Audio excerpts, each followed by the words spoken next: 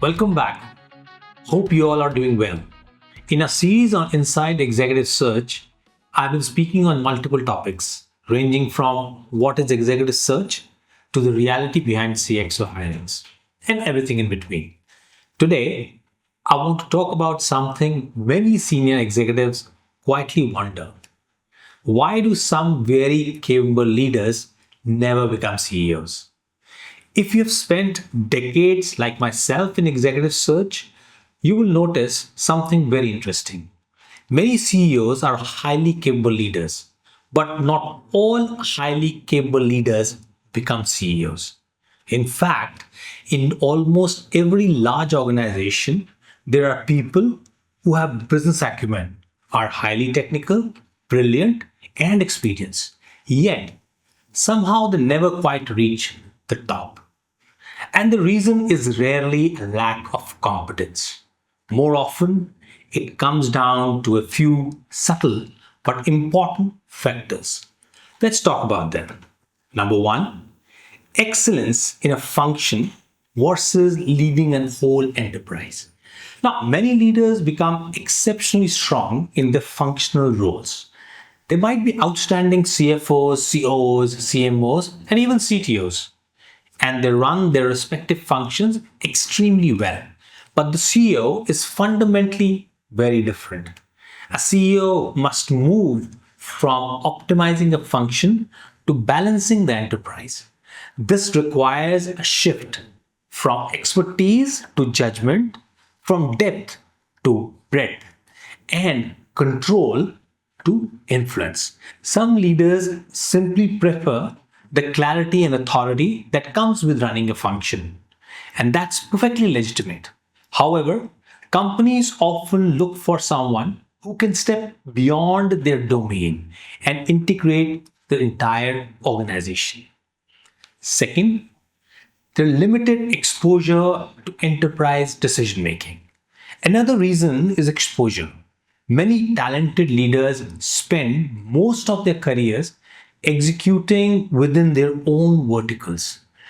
They deliver results, they manage large teams, yet they may not always be part of enterprise level decision making, such as strategy, capital allocation, investor relations, and board management. Boards want CEOs who have seen the organization from multiple vantage points, not just one. Without that exposure, even strong leaders can appear less ready for the top. Third important aspect for a leader is risk appetite. Becoming a CEO often requires taking career risks. Sometimes that means moving to a smaller company, relocating to a different geography, stepping into a turnaround situation, or leaving your comfort role for an uncertain opportunity. There are some leaders who prioritize stability and predictability.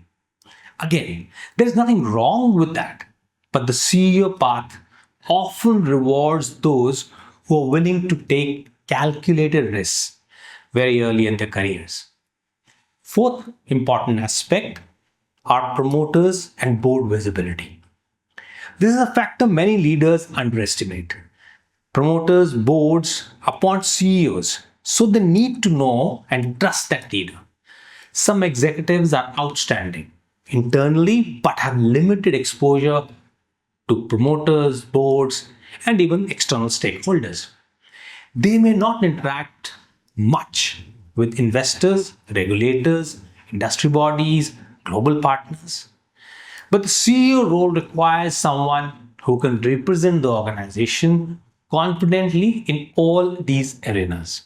Sometimes the difference between two capable candidates simply comes down to who better is visible. Number five, important aspect comes down to leadership narrative. Another subtle factor is how a leader's career story evolves.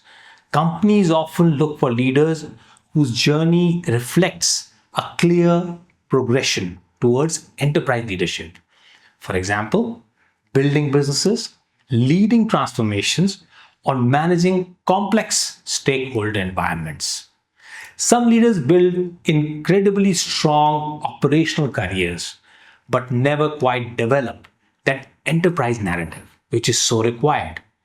And succession discussions often revolve around the question: has this person demonstrated the ability to lead the entire organization?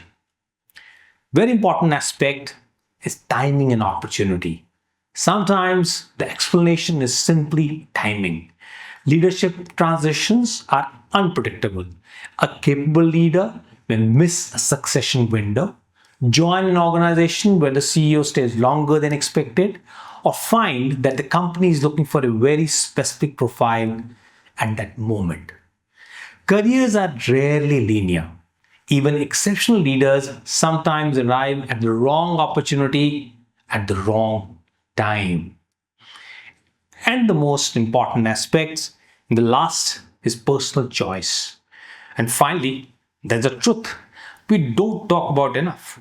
Not every great leader wants to be a CEO, because CEO role comes with intense scrutiny, constant pressure, and very limited room for errors. Some leaders prefer roles where they can focus deeply on building businesses, technologies, or even teams without carrying the full burden of the organization. And those careers can be equally meaningful and impactful. So, why do some capable leaders never become CEO? Not because they lack talent, but because becoming a CEO depends on combination of enterprise exposure, risk appetite, visibility, leadership narrative, and timing. And sometimes, most importantly, is personal choice. The truth is that leadership success should not always be measured by whether someone becomes a CEO or not. Many of the most influential leaders in organizations are those who build the engines that allow CEOs to succeed, and their impact is often far greater than their titles suggest. Thank you for listening. I do look forward to your thoughts and perspective. Signing off, Rajesh Pundir. Thank you.